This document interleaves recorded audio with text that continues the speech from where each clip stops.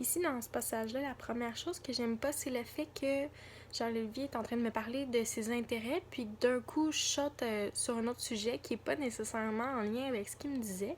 Donc, ça aurait pu donner l'impression que je l'écoutais pas vraiment à ce moment-là. Donc, si ça serait à refaire, ça, je l'améliorerais.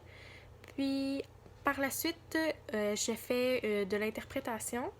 Donc, c'est pas idéal. La façon que je l'ai nommé était adéquate puisque j'émettais l'hypothèse. J'ai dit est-ce que c'est possible que. Est-ce que je me trompe si ou quelque chose comme ça.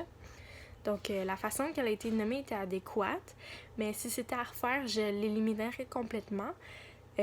Pour plusieurs raisons. La première étant que c'est comme si je nommais moi-même son besoin au lieu de lui donner la piste de semer comme la graine pour que lui-même pousse l'idée finalement, là, pour que lui-même cible son problème.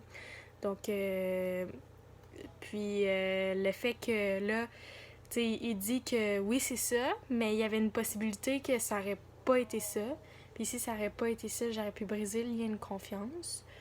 Puis aussi, j'ajouterais en bleu, le segment que l'image devient bleue, c'est sa réaction non verbale que je trouve très intéressante. Il me dit oui, mais son non verbal dit un peu non. Donc, c'est ça. Si ça serait à refaire, j'éliminerais complètement ce passage-là. Puis, je le remplacerais à la place par une focalisation afin que ça soit un peu plus adéquat pour la situation.